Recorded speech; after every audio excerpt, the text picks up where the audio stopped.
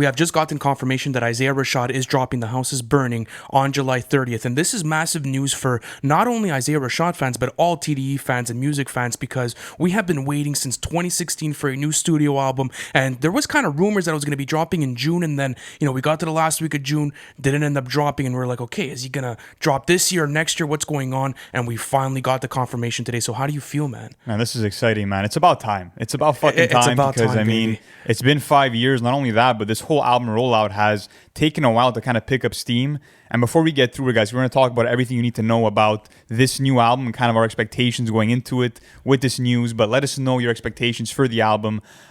So, yeah, man, this all started off, I would say, in May when we got that TD announcement with the loading screen with the bar. Fire. And after that, we got Lay Wit Ya. That was in May. And then I think a month later, it took for us to get the second single, which was Headshots.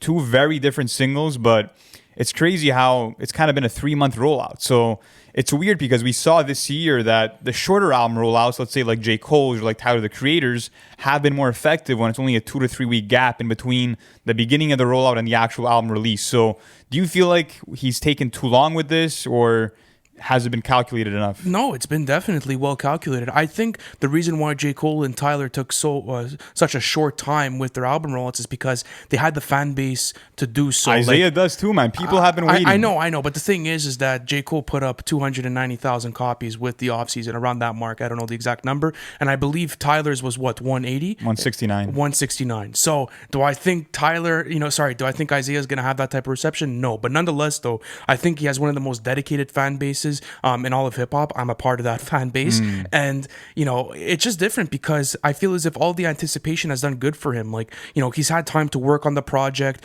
Apparently, I'm not sure if you heard on his live that he said that The House is Burning still needs some tweaking. Yeah, this was on, that's why I'm surprised. On July 4th, he went on IG Live and he's like, I'm still making some changes and some new additions to the album. So don't expect a release date anytime soon. Like, that's kind of the sentiment that I got from that. And then a few days later, we get the album release. But I feel like at this point, it's just the fans have been kind of dying for it. And you can't hold over people for too long once you start the album rollout. I feel like unless you're someone like Travis Scott or Drake, that you can have a year plus in anticipation for the album after it's been announced. But for Isaiah, I mean, like you said earlier, it's been 5 years. So the pressure's there, I feel like. And he said, in an interview that, like, this is his album to kind of become the star that TDE always thought that he would become, because, obviously with his 2 other projects, they were, loved by fans and they had, that kind of cult fan base behind them. But with this new project, I think he's trying to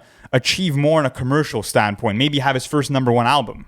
Really? Do you think he could achieve that #1 album? It depends who else is going to drop in July, because he's dropping July 30th, and I feel like that might be a week where other big dogs might decide to come out and play. So it's going to be interesting. But based on what you heard so far and kind of the concept of the album that he's been teasing, what are you expecting going into it in terms of kind of a feeling for the album and maybe a narrative? Well, narrative-based, I feel as if we've talked about this many times on the show.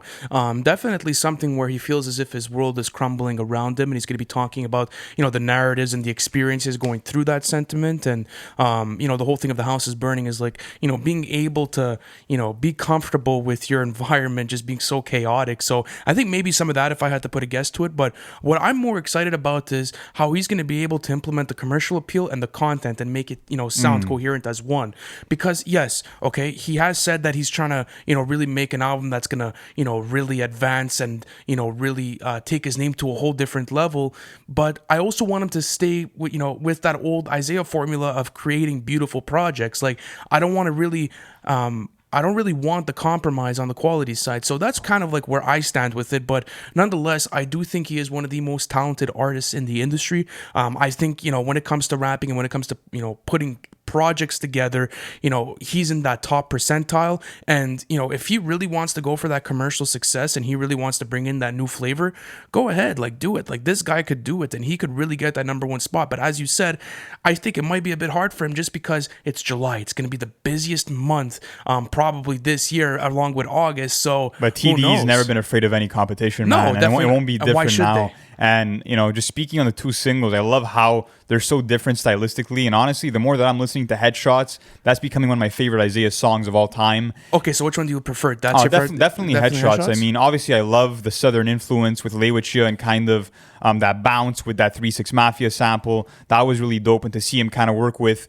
a crunk artist like Deuce, that was cool too. But I mean, I just hope that, like other Isaiah projects, every song kind of evokes a different emotion for me. And I feel like I just want, Isaiah's personality to kind of breathe through this like it always does. Like we got, let's say, on Lay Wit Ya, where he's kind of slurring his words and kind of just being playful with his delivery. I want to see a lot of that come into the picture. Also, hopefully, some new collaborators. There's a rumor of the song From the Garden with Lil Uzi Vert coming out, so that would be cool. Of course, Kendrick Lamar and SZA will probably be on it too. So, I mean, this is the album that's kind of starting TD's potential takeover. So a lot of pressure on Isaiah's hands, but he will deliver because Sylvia Demo and The Sun's Tirade are two masterpieces, and there's no doubt in my mind that he's going to keep up with that stature of projects. Absolutely. And listen, guys, just before we end this video, we are going to be reviewing The House is Burning. It is coming out on July 30th, and, we practically sleep in the studio, in these times when One shit more gets question, hot, man. Is this an album of the year contender? Absolutely. Because we've been talking about this since bro. January, man. Come on, is there any doubt in your mind that this is not going to be an album of the year contender? Oh, I think it will be, man. With the House is Burning concept, with him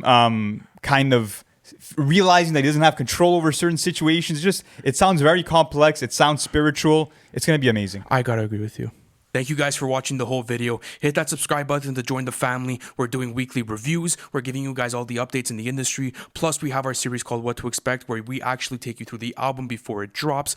Plus, if you guys want to chat with us, you guys could join our Discord server. The link is in the bio. You guys could talk hip-hop with us there. Thank you guys for watching again. And guys, I'll see you on the next one.